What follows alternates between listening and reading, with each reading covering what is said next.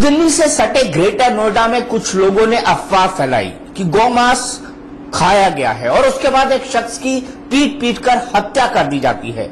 इस पूरे मसले के बाद पूरी दुनिया में भारत की थू-थू हो रही है, लेकिन हमारे नेता इस पर राजनीतिक रोटियां सेकने से बाज नहीं आ रहे। सांप्रदायिकता की राजनीति हो रही है क्योंकि उत्तर प्रदेश के अंदर पंचायत के चुनाव होने हैं। वहीं अगर बिहार की बात की जाए तो बिहार की राजनीति को अगड़ों और पिछड़ों में बांटा जा रहा है, बड़ी जातियों और छोटी जातियों के अंदर बांटा जा रहा है और तमाम बड़े नेता एक दूसरे पर ओछी टिप्पणियां कर रहे हैं।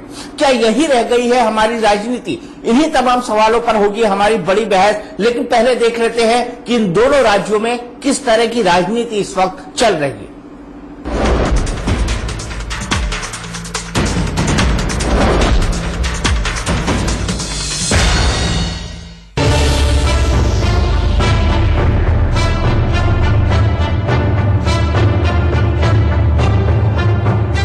देश की राजनीतिक दिशा तय करने वाले दो बड़े राज्य, दोनों में चुनावी मौसम है। यूपी में जहां पंचायत चुनाव चल रहे हैं, वहीं बिहार में विधानसभा चुनाव से माहौल गर्म है।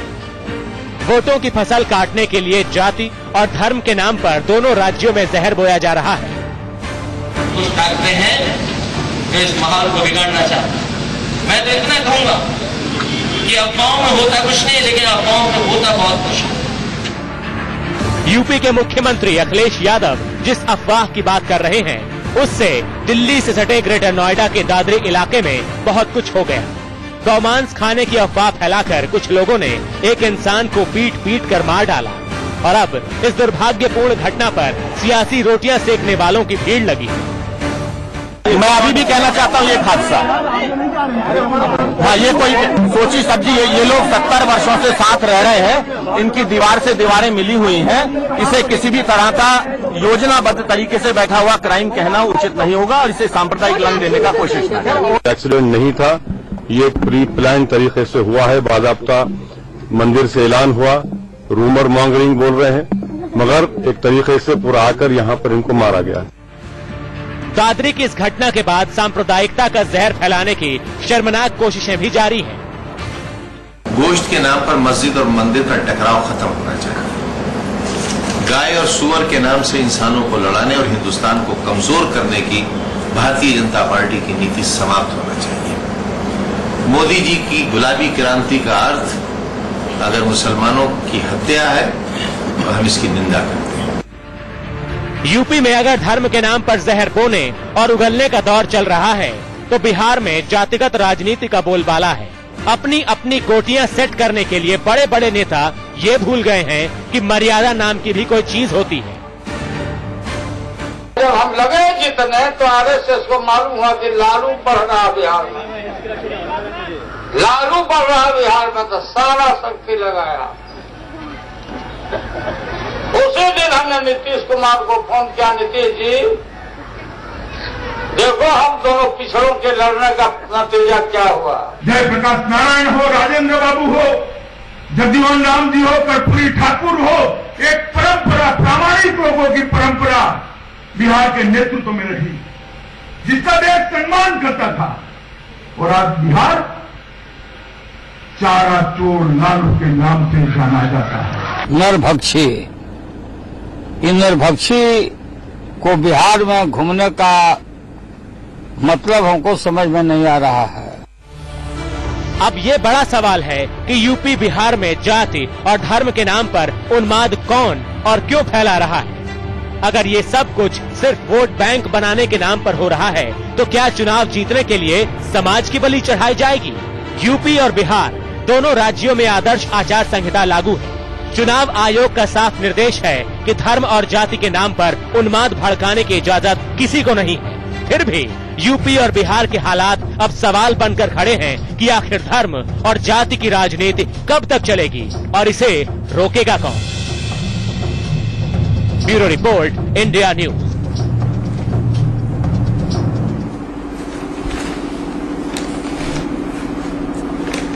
तो सवाल यह है कि क्या धर्म और जाति की राजनीति के नाम पर ही राजनीतिक रोटी सेकी जाएंगी? क्या इसी के नाम पर वोट बटोरे जाएंगे? क्या ये समाज को जहर देने के समान है। जी हां, अगर इसका यह निष्कर्ष निकाला जाए तो गलत नहीं होगा। इन्हीं तमाम सवालों पर होगी हमारी बड़ी बहस कि उत्तर प्रदेश और बिहार में आखिरकार हो क्या रहा है। बिहार के अंदर भी पिछड़े अगड़ों की राजनीति चलाई जा रही है, वहीं उत्तर प्रदेश के पंचायत चुनाव के अंदर सांप्रदायिकता की राजनीति चलाई जा रही है। इसी पर बड़ी बहस करने के लिए हमारे साथ कई सारे खास मेहमान जुड़ चुके हैं। हमारे साथ बीजेपी के राष्ट्रीय उपाध्यक्ष श्याम जाजू जी हैं, हमारे साथ जेडीयू के वरिष्ठ नेता पवन वर्मा जी हैं, हमारे साथ कांग्रेस के वरिष्ठ नेता प्रेमचंद मिश्रा जी हैं, हमारे साथ समाजवादी पार्टी के नेता रविदास मेहरोत्रा जी हैं और संजीव उनियाल जी जो कि आरएसएस के विचारक है, वो हमारे साथ मौजूद हैं। सबसे पहले श्याम जाजू जी, मैं आपके पास आना चाहूंगा। आज अखिलेश यादव ने सीधे आप पर निशाना साधा है। क्या आप गौ मांस का निर्यात बंद करेंगे? सरकार आपकी है। अखिलेश यादव जी ने क्या कहा है, अपने राज्य की कानून व्यवस्था अपने कंट्रोल में नहीं रहती है। कानून व्यवस्था ये स्टेट का सब्जेक्ट है। अपना प्रदेश कंट्रोल ना कर पाने के लिए दूसरों पर आरोप प्रत्यारोपों की राजनीति करना और दूसरों के सामने सवाल खड़े करना, ये किसी भी मुख्यमंत्री को शोभा नहीं देता। सवाल उत्तर प्रदेश में कानून व्यवस्था आपके हाथ में होते हुए भी आप कंट्रोल क्यों नहीं कर पा रहे? नहीं, श्याम जाजू जी, दूसरों पर आरोप करने का आपको किसने अधिकार दिया?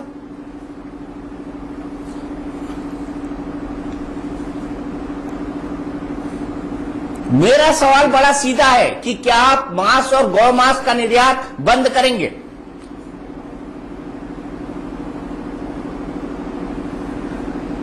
Bharatiya Janata party rule states में जहां जहां भी वहां की परिस्थिति का आकलन करके इस विषय का निर्णय लिया गया है।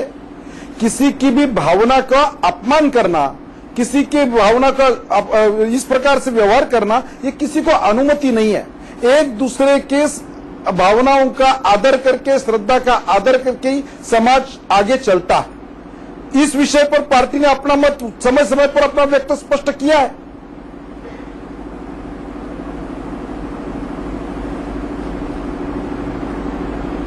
नहीं, मत क्या है आप बता दीजिए ना, एक बार दोहरा दीजिए आपकी पार्टी का मत क्या है।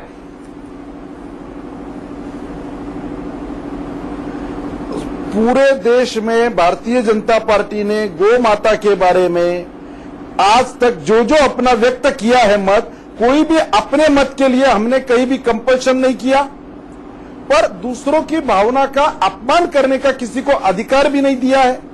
इसलिए जो लोगों की भावना का आदर करके समाज में सामंजस्य बनाने की ये बात है, कोई भी कंपल्शन अगर करते कि बीजेपी रूल स्टेट्स में सभी जगह इस प्रकार का कानून करो, तो वो भी किया नहीं है पार्टी ने। जो राज्यों ने अपने स्तर पे इसका आकलन करके निर्णय लिया है, तो पार्टी ने लिया है।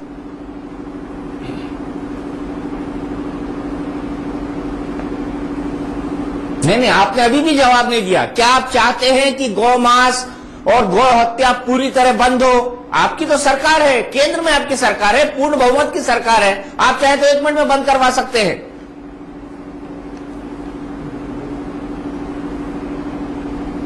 इस विषय में पार्टी ने समय समय पर अपना निर्णय दिया गया है।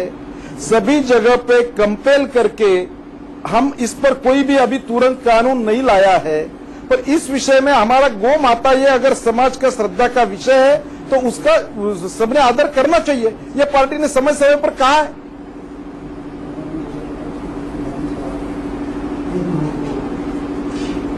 प्रेमचंद मिश्रा जी, मेरा सवाल बीजेपी के नेता से है कि गौ माता शब्द का उपयोग कर रहे हैं। अब ये चुनावी इनका मुद्दा था। 1971-72 में जनसंघ ने गौ हत्या पर पाबंदी की बात की थी।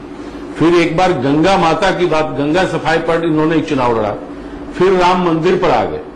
ये ऐसे इशू हैं जो बीजेपी सिर्फ चुनाव के लिए, चुनाव के समय उठाती रही है।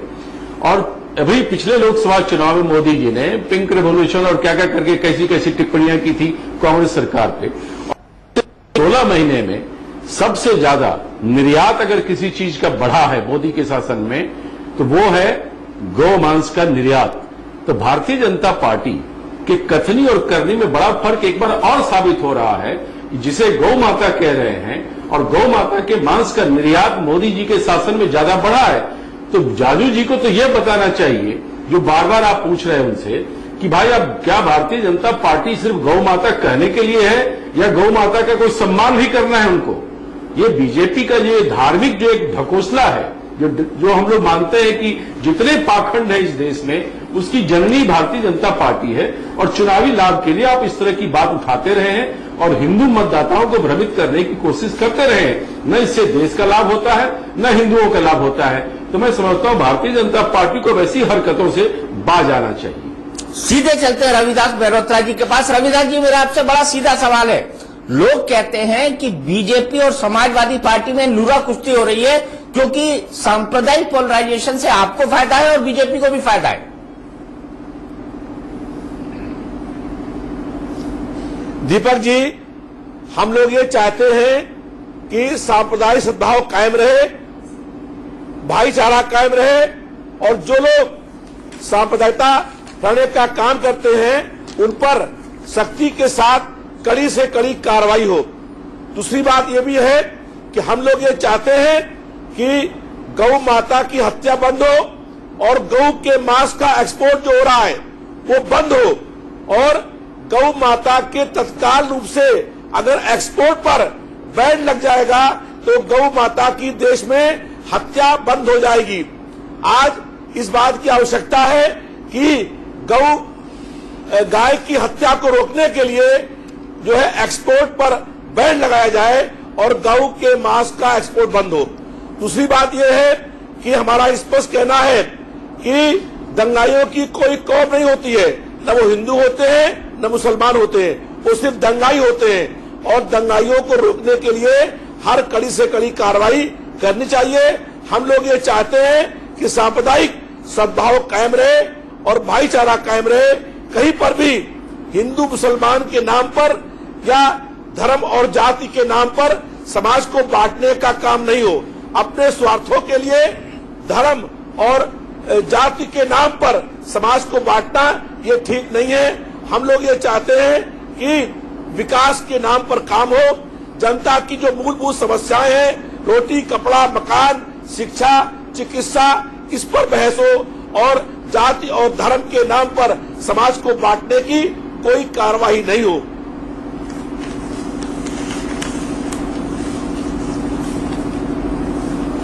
मुजफ्फरनगर दंगे की जो रिपोर्ट आई है उसमें बीजेपी और समाजवादी पार्टी दोनों के नेताओं के भड़काऊ भाषण को जिम्मेदार ठहराया है। उस आयोग के रिपोर्ट और अनुशंसा के आरोप में अभी तक तो आपने कोई कदम उठाया नहीं। क्यों नहीं आप दंगाइयों के खिलाफ कार्रवाई कर रहे हैं? क्यों नहीं उनकी गिरफ्तारी हो रही है? यह देश भी तो जानना चाहता है। आपने आयोग बैठाया, आयोग ने कुछ निष्कर्ष निकाले हैं, लेकिन अब तो लगता है 15 दिन से ऊपर हो गए, सरकार उस रिपोर्ट पर चुपचाप बैठी है। तो ये बताइए ना कि आपने और भारतीय जनता पार्टी में फिर अंतर क्या रह गया है? बताइए रविदास मेहरोत्रा जी, बिल्कुल वाजिब सवाल है मुजफ्फरनगर दंगों की रिपोर्ट के बारे में। देखिए, आयोग में जो लोग भी दोषी हैं कोई बख्शा नहीं जाएगा।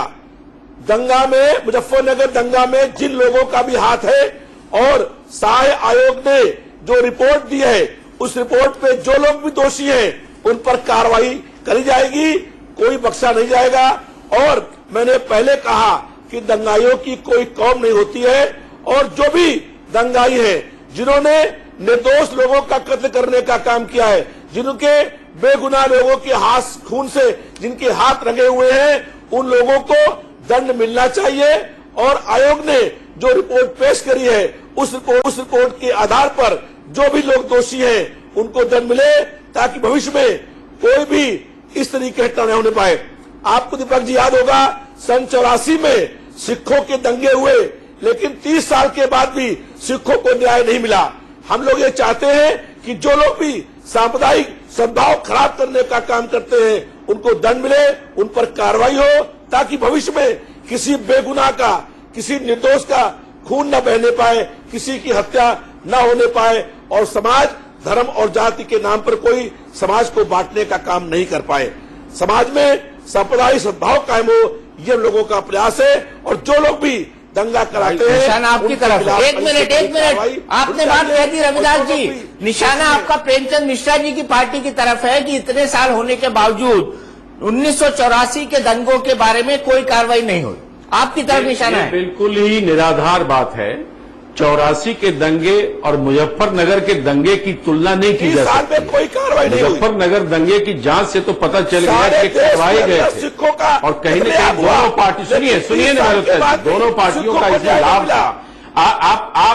आपने दंगा होने दिया, सुनिए, आपने मुजफ्फरनगर में दंगा होने दिया और भारतीय जनता पार्टी ने दंगा करवाया और 84 का जिसका उदाहरण आप ले रहे हैं वह एक स्वतः स्फूर्त की ऐसी घटना हो गई। मेहरोत्रा जी एक एक करके प्लीज एक करके उस पर आप सुनिए सुनना भी सीखिए, सुनिए ना मेहरोत्रा जी, सुनिए जो मैं कह रहा हूँ। 84 के दंगे को दंगा का नाम नहीं दिया जा सकता। 84 का दंगा दुखद हुआ और उसके प्रधानमंत्री की हत्या कर दी गई थी और लोगों में एक आक्रोश आया था। वो दंगा किसी ने कराया नहीं। और आपको याद होगा राजीव गांधी जी जब शपथ लिए तो सबसे पहले गए मां के लाश के पास नहीं जाकर दिल्ली की सड़कों में निकले थे शांति स्थापित करने के लिए। लेकिन आपके उत्तर प्रदेश बिहार के मुख्यमंत्री ने ऐसा कोई कदम नहीं उठाया बल्कि मुजफ्फरनगर में दंगा होने दिए और आज भी बड़ी संख्या में लोग विस्थापित हैं। आज भी करना पड़ रहा है। आप करेंगे कार्रवाई, क्यों नहीं आपने गिरफ्तार किया उन भाजपाई दंगाइयों को? क्यों नहीं आप प्रशासनिक विफलता के जिम्मेदार अधिकारियों पर कार्रवाई की? तो बताइए। मुझे ये बताइए पवन वर्मा जी, उत्तर प्रदेश में जो हो रहा है वो तो हो रहा है, लेकिन बिहार में किस तरह की ओछी राजनीति हो रही है? एक शख्स किसी को चारा चोर कह रहा है और आपके ही गठबंधन के बड़े नेता लालू यादव जी उनको नरबख्शी कह रहे हैं।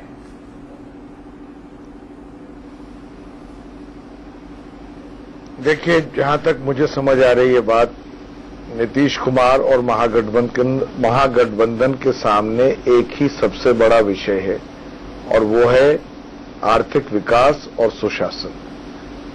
अब कौन किसको समाज में बांट रहा है इसका मैं बहुत संक्षिप्त में अपनी जो मेरी समझ है मैं आपके सामने पेश कर देता हूं। सबसे पहले बयान आया मोहन भागवत जी का कि आरक्षण पर एक बार फिर से समीक्षा होनी चाहिए। उनका जो बयान था वो विवादित इसलिए भी हो गया क्योंकि उन्होंने कहा कि ये संसद में नहीं, सुप्रीम कोर्ट के जरिए नहीं, संविधान के जरिए नहीं, पर एक कोई अलग से इंडिपेंडेंट कमेटी के जरिए इसको होना चाहिए। ये चुनाव के एन वक्त में ऐसा ऐलान आया। अब आप सिर्फ ये समझ लीजिए कि आरक्षण एक संवैधानिक प्रावधान के अंदर दिए गए लोगों को, जिससे जो पिछड़े, अति पिछड़े, दलित, महादलित हैं उनको एक जरिया मिलता है उनको भी आर्थिक विकास और देश की मुख्य धारा में आने का। ऐसे बयान के वजह से चाहे लालू प्रसाद जी हो, चाहे नीतीश कुमार जी हो, चाहे और महागठ कांग्रेस हो, उन्होंने इसके खिलाफ विरोध किया। और क्योंकि हम जानते हैं कि जो मोहन भागवत कहते हैं वो बीजेपी के लिए पत्थर की लकीर है, वो सर्वोसर्वा है उस बीजेपी आरएसएस कंबाइन के, हमने उनके इस बयान को बड़ी गंभीरता से लिया और इस बात से उठ करके बात आई कि कौन आवाज उठाएगा। अगर केंद्र में बैठी हुई सरकार आरक्षण खत्म करेगी तो कौन आवाज उठाएगा? जो पिछड़े, अति पिछड़े, दलित, महादलित समाज है जिनको संविधान ने ये प्रावधान दिया आरक्षण का, उनके लिए सामाजिक न्याय की आवाज कौन उठाएगा? उस संदर्भ में ये जातिवाद का सारा मामला जो है वो सामने आया है। इसको समझना जरूरी है।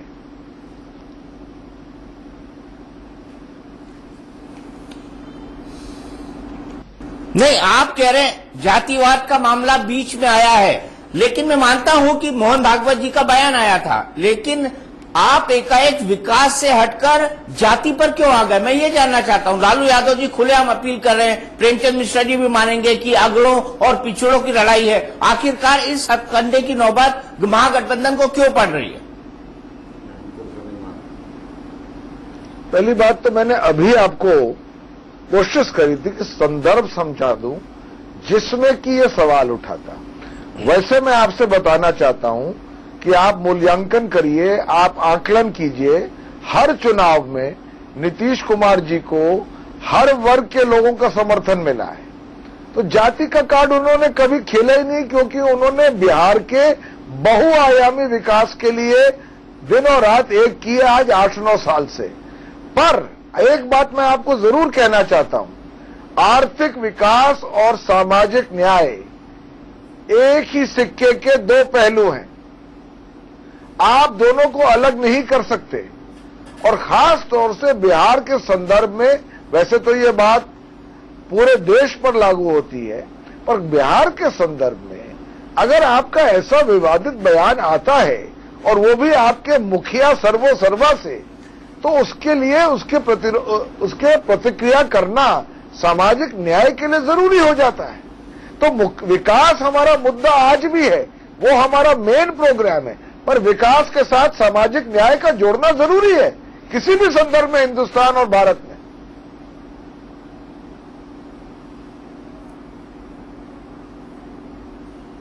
चलिए, मैंने आपकी बात मानी, ये तर्क मैं आपका मानता हूं, लेकिन सवाल यह है कि क्या आरएसएस और बीजेपी वाकई में आरक्षण को खत्म करना चाहती है? श्याम जाजू जी से जानेंगे इस।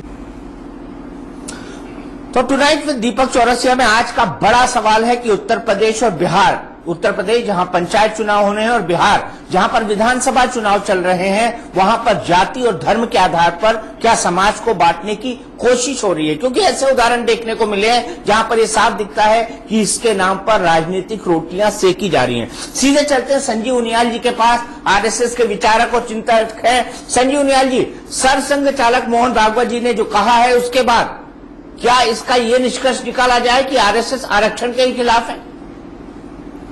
दीपक चौरसिया जी, मैं बड़ी विनम्रता के साथ आपके पैनलिस्ट खासतौर से पवन जी को बताना चाहता हूं, और साथ में मुझे उनके बातचीत और उनके उत्तर के बाद यह महसूस हुआ कि little knowledge is very dangerous. सरसंघ चालक श्री मोहन जी भागवत जी ने जो कहा और जो पवन जी ने समझा, वो लगभग विरोधी दिशाओं में जाता है और पोल्स अपार्ट है। मोहन भागवत जी का कहना यह था कि जो 61 वर्षों से लगातार एक ही नीति पर सिर्फ 1% लोगों को आरक्षण की सुविधा प्राप्त है, उसका इंट्रोस्पेक्शन और एनालिसिस और उसका विश्लेषण होना चाहिए। अगर उन्होंने ऐसा कहा तो इसमें मुझे लगता है कि गलत निगाह। और जहां तक कि आप समझे कि यह बात पवन जी ने इस टाइम क्यों कही, यस्य स्नेहो भयम तस्य स्नेहो दुखस्य भाजनम, चाणक्य ने कहा है, यह इनका जो गद्दी के प्रति स्नेह है, शायद यही बार बार इनको इस तरह की बातों को इंटरप्रेट और गलत इंटरप्रेट करने के लिए मजबूर करता है। मैं अंत में सिर्फ यही कहूंगा पवन जी से कि इस तरह की राजनीति देश से ऊपर उठ के नहीं होनी चाहिए। देश सर्वस्व है और देश की जो नीति है और देश एक प्लेटफॉर्म पर रहे, आपस में जातियां ना लड़ाई करें। इस तरह का ठीक है, इलेक्शंस होते हैं, सरकारें आती हैं जाती हैं, परंतु इस तरह का मोह सत्ता से लगातार रहना जिससे कि आपस में दो जातियों का या दो समाजों का आपस में भिड़ना, इसके लिए इस तरह की योजना और इस तरह का कार्य ठीक नहीं है।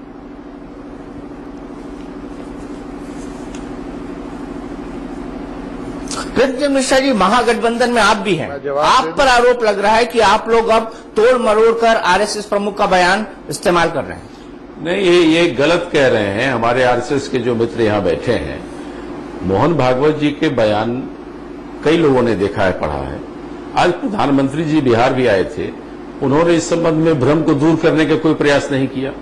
तो कहीं न कहीं यह बार बार कहना कि हम आरक्षण के पक्षधर हैं, आप कह रहे हैं आरक्षण के पक्षधर हैं और मोहन भागवत जी कहते हैं कि समीक्षा होनी चाहिए, तो पिछड़ों के अंदर में, दलित वर्ग के अंदर में ये मैसेज गया है कि कहीं न कहीं भारतीय जनता पार्टी हमारे अधिकारों को कहीं न कहीं उसको चोट पहुंचाना चाहती है या उसे छोटा करना चाहती है।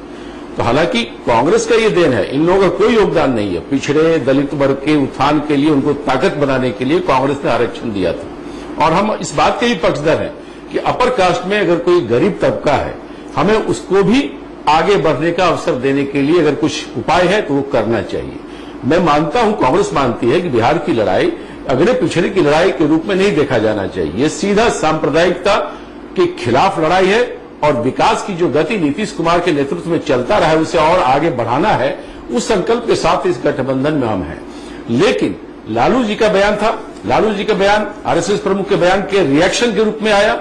चूंकि कहीं न कहीं ये मैसेज गया पिछड़े वर्ग में, और लालू प्रसाद चूंकि एक प्रमुख नाम है और उन्होंने सामाजिक न्याय को एक ताकत बिहार में दिया है, इसको कोई झुठला नहीं सकता है। उन्होंने पिछड़ों को आवाज दिया है, इसको कोई झुठला नहीं सकता है। तो मैं समझता हूं कि भारतीय जनता पार्टी और उनके लोगों ने सबसे पहले बिहार के चुनाव में जातीय उन्माद के फैलाने के लिए हर संभव प्रयास किए। पीएम मोदी को पिछड़ा वर्ग का बताने का प्रयास किया गया। यहां भी हाल में नए राज्यपाल आए हैं, उनके प्रेस रिलीज में ही बताया गया कि ये अमुक वर्ग से आते हैं। तो अगर भारतीय जनता पार्टी संवैधानिक पदों पर बैठे लोगों की जाति बता रही है, तो आखिर बिहार चुनाव में आप क्या मैसेज देना चाहते हैं? तो कहीं न कहीं धार्मिक उन्माद, चूंकि आपको बिहार में रोटी नहीं गल रही है, तो अब आप पिछड़े राजनीति करना चाहते हैं। तो मैं समझता हूं बीजेपी या कोई दूसरी पार्टी अगर जाति धर्म के नाम पर समाज में विद्वेष फैलाकर राजनीतिक रोटी सेकना चाहती है, तो बिहार अब इसके लिए तैयार नहीं है। यहां development oriented politics Nitish Kumar ने दिखाया है, उसी पर वोट होगा। और कम्युनल फोर्सेस को बिहार में कभी जगह नहीं दिया है, उस पॉइंट पर हम लोग का कमिटमेंट है और इसे हम आगे भी जारी रखेंगे। Fight against communalism. Shyam Jaju ji, यहाँ पर बड़ा सवाल और सही सवाल उठाया प्रेमचंद मिश्रा जी ने कि सबसे पहले तो प्रधानमंत्री जी पिछड़ी जाति के हैं, ये कहा गया बिहार में। फिर ये कहा गया कि गवर्नर साहब जो है रामनाथ कोविंद, वो महादलित हैं। मुझे बताइए कि ऐसे जाति सूचक शब्दों का इस्तेमाल बिहार में बीजेपी के नेताओं ने आखिरकार क्यों किया?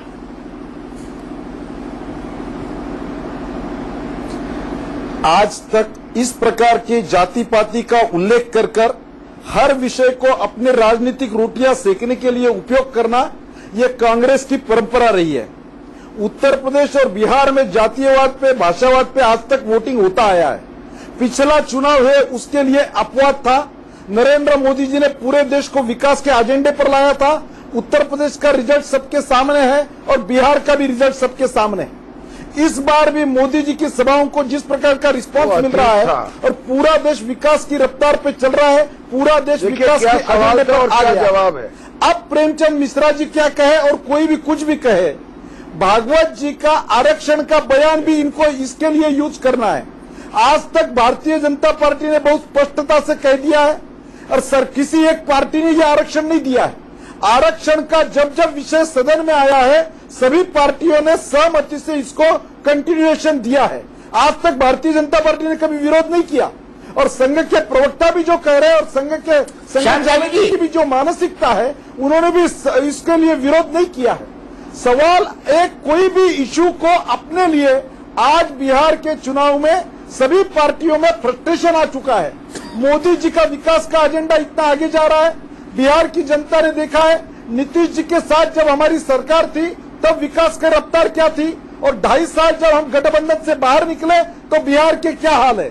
इसलिए कोई इश्यू जब मिलता नहीं है तो ढूंढ ढूंढ कर ये इश्यू निकाल कर इस प्रकार का इलेक्शन में बदनाम करना और इलेक्शन का माहौल बिगाड़ने का काम ये पार्टियां कर रही है। आज तक यही मैंने सवाल क्या पूछा था, आपने जवाब क्या दिया है? 15 महीने में एक भी दंगा फसाद नहीं हुआ।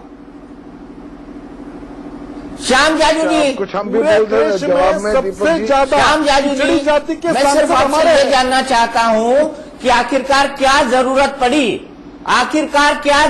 पड़ी कि बीजेपी के बड़े नेता अमित शाह जी को ये बोलना पड़ा कि नरेंद्र मोदी पिछड़ी जाति के हैं और रामनाथ कोविंद महादलित हैं।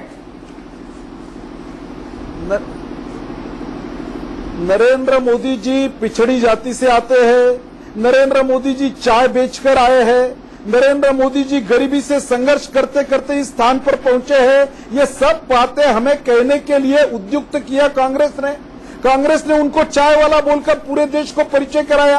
तब तक तो हमने उनका भूतकाल कभी लोगों के सामने रखा नहीं था। तो इस देश में जातिगत समीकरणों के आधार पर ही जिनकी राजनीति चलती है, जिनका आज तक कैपिटल वही रहा है, इस प्रकार के लोग उद्युक्त होकर इस प्रकार की बातें करते हैं। नरेंद्र मोदी जी की जाति हमने पहले नहीं बताई थी, उनका व्यवसाय हमने पहले नहीं बताया था। अब जो लोग जहां भी अपॉइंट हुए, हमें क्या एलर्जी है क्या? देश में सबसे ज्यादा विधायक शेड्यूल कास्ट के, शेड्यूल ट्राइब के हमारे, आप गलत बोल रहे हैं। देश में सबसे ज्यादा सांसद हमारे। तो ये सब अगर है तो ये पटल पर आया है, इसको कोई नकार सकता है क्या? प्रधानमंत्री जी चाय बेचा करते थे, यह सबसे पहले मोदी जी ने खुद अपने इंटरव्यू में कहा।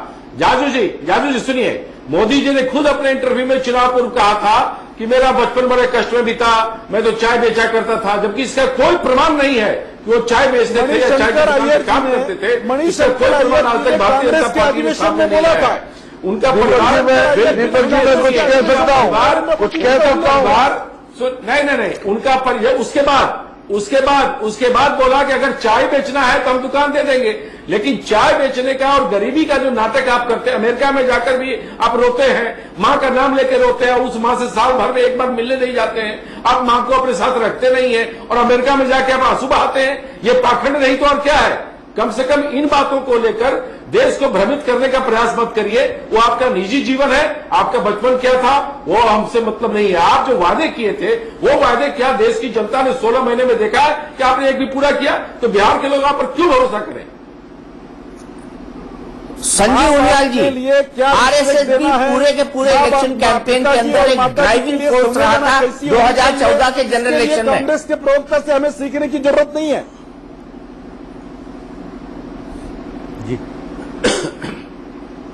श्रीमान जी, आप कांग्रेस के अधिवेशन में मणिशंकर अय्यर जी ने जिस प्रकार की घोषणा की मई के बाद क्या जिस प्रकार से नरेंद्र मोदी जी का उल्लेख किया था, उसके बाद पूरे देश को मालूम हुआ कि नरेंद्र मोदी जी क्या करते हैं। देश को बताइए कि मोदी जी अपनी मां से जब मिलते हैं साल में एक बार, तो कैमरा के सामने क्यों मिलते हैं? घर के अंदर जाके क्यों नहीं मां से मिलते हैं? मां को अपने साथ क्यों नहीं रखते हैं? जिस मां ने तंगहाली में उनको पाला पोसा भरा किया, आज मां को अपने घर में क्यों नहीं रखते हैं? क्यों नहीं उस मां की सेवा करते हैं? ये सवाल है, इसके जवाब देना होगा आपको। पूरा देश जानता है नरेंद्र मोदी जी अपने रिश्तेदारी कैसी निभाते हैं। एक भी रिश्तेदार उनके ओथ सेरेमनी में नहीं आता है, एक भी रिश्तेदार सीढ़ी नहीं चढ़ता है प्राइम मिनिस्टर हाउस की, एक भी रिश्तेदार ने सीएम हाउस का घर नहीं देखा था।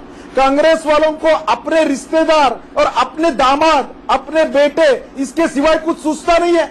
मां बेटे के सिवाय जिनका हिसाब नहीं है उनको ये संवेदना मालूम नहीं होगी। मोदी जी का माता जी के रिश्ता क्या है, हम किस भावना से लोगों को देखते हैं, ये सीखने के लिए राजस्थान में देखा है, जरूरत नहीं है। वो राजस्थान में देखा है कि मां बेटे ने क्या किया है, वो राजस्थान में देखा है और आपके मध्य प्रदेश में भी देखा है। दिखाने की जरूरत नहीं है। आपके शासन में देखा है। वाले अपने बेटे की चिंता करने वाले मां से आप कैमरा के सामने क्यों मिलते हैं? ऐसे कांग्रेस वालों को मां से कैमरा के सामने ही क्यों मिलते हैं? अरे मां से आप कैमरा के सामने ऑन कैमरा क्यों मिलते हैं? ऐसी शख्सियत है कि मां को जाके पहुंच रहे हैं, वो भी सामने एक बार। यह नौबत क्यों आती है?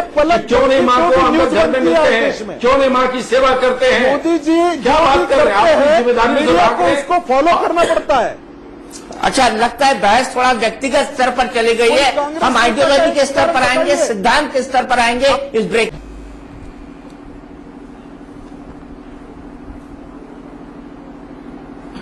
तो टुनाइट विद दीपक चौरसिया में आज का बड़ा सवाल है कि क्या वोट पाने के लिए धर्म और जाति की राजनीति हो रही है? पवन वर्मा जी, मैं सीधे आपके पास आऊंगा। बिहार में जून 2013 में बीजेपी और जेडीयू का गठबंधन टूटा था।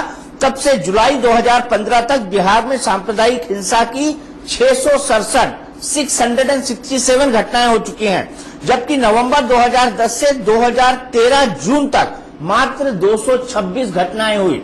तो क्या ये मान के चला जाए कि नीतीश कुमार का प्रशासन, जेडीयू सरकार सांप्रदायिक हिंसा को रोकने में असफल रही है?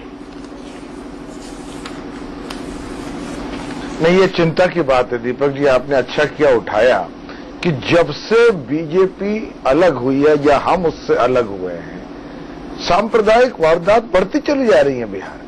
और हमें तो ये खौफ है कि इस चुनाव में भी उनका इस्तेमाल होगा, उसके हम लक्षण देख रहे हैं। मैं आपसे सिर्फ एक बात कहना चाहता हूं। मेरे बीजेपी के साथी ने कहा कि जब से बीजेपी हमसे अलग हुई है या हम उनसे अलग हुए हैं, विकास हमारा मुद्दा नहीं रहा है। मैं सिर्फ आपको बहुत संक्षिप्त में 20 सेकंड लूंगा। मैं उनको बताना चाहता हूं कि हम जब से अलग हुए हैं, बिहार का जीडीपी 9.12 से 9.45 हो गया। प्रति व्यक्ति आय जो 14,362 से 15,620 हो गई और उद्योग में निवेश 612 करोड़ से 1,870 करोड़ हो गया। और क्राइम मैं सांप्रदायिक इंसिडेंट्स की बात नहीं कर रहा हूं, क्राइम पे कम हुई है। बिहार अब देश में ऐसे जगह पर है जहां 21 और प्रदेश हैं जिनमें गुजरात, राजस्थान, मध्य प्रदेश, छत्तीसगढ़ और दिल्ली है, जहां बिहार से ज्यादा क्राइम रेट है according to the National Crime Record Bureau, ये केंद्र की संस्था है। तो विकास, हमारा नीतीश कुमार जी का विकास मुद्दा है, इसके पास हमने प्रमाण दिया है, हमारे पास ट्रैक रिकॉर्ड है। पर ये कौन सी पार्टी थी जिसने पहले कहा कि नरेंद्र मोदी देश के सबसे पहले ओबीसी प्रधानमंत्री हैं, और अपने उन्माद में जाति कार्ड का खेलने में भूल गए कि देवेगौड़ा साहब भी बैठे हैं कहीं। जाति का कार्ड बीजेपी खेलती है, सांप्रदायिक का कार्ड वो खेलती है, औरों पे आरोप लगाती है क्योंकि साम दाम दंड भेद। अच्छा, सबका एक कंक्लूडिंग कमेंट ले लेता हूं संजय उनियाल जी से। संजय जी, सबसे ज्यादा आरोप अगर किसी पर लगता है तो आरएसएस पर लगता है कि भारतीय जनता पार्टी के जरिए वो सांप्रदायिकता की राजनीति करती है। आप क्या कहेंगे इस पर? देखिए दीपक चौरसिया जी, राष्ट्रीय स्वयंसेवक संघ एक सोशल ऑर्गेनाइजेशन है। हमारे यहां पर पॉलिटिकली मोटिवेटेड लोग नहीं मिलेंगे आपको राष्ट्रीय स्वयंसेवक संघ में। हां, विविध संगठनों के माध्यम से राष्ट्रीय स्वयंसेवक संघ हर एक क्षेत्र में, हर एक सामाजिक क्षेत्र में अपने कार्यकर्ताओं को भेजता है। तो भारतीय जनता पार्टी भी पॉलिटिकल विंग है, उसमें भी कुछ कार्यकर्ता गए हुए हैं राष्ट्रीय स्वयंसेवक संघ के। ठीक है, तो अगर राष्ट्रीय स्वयंसेवक संघ के सामाजिक, मैं उसी की बात कर रहा हूं संजीव जी, आप जल्दी से खत्म कीजिए, मेरे पास वक्त कम है बहुत। आप अपना प्रश्न एक बार दोहरा दें दीपक जी, तो मुझे ज्यादा क्लैरिटी हो जाएगी। क्या पूछना चाहते हैं? नहीं, मैं ये पूछ रहा था कि क्या आरएसएस अपने सहयोगी विंग बीजेपी के जरिए सांप्रदायिकता की राजनीति करती है? हाँ या ना बता दीजिए, क्योंकि मुझे क्लोज करना है, वरना बीच में आपको काटना पड़ेगा। बिल्कुल नहीं, बिल्कुल नहीं, ये बिल्कुल सरासर गलत बात है। हम तो इसकी भारतवर्ष की आत्मा, जो कि देश को एक साथ सर्वे भवन्तु सुखिना वसुधैव कुटुंबकम, उस धारा से चले आ रही निरंतर 90 वर्ष से एक संस्था है जो कभी इस तरह की बात सोच भी नहीं सकती। इस तरह का आरोप लगाना सरासर निराधार है, और ये सिर्फ अपनी राजनीति से लड़ने के लिए, अपनी राजनीति। संजीव उनियाल जी, हमको फिर से वक्त मिलेगा आपके साथ बातचीत करने का। फिलहाल टुनाइट विद दीपक चौरसिया में इतना ही। इंडिया न्यूज पर खबरों का सिलसिला लगातार जारी है।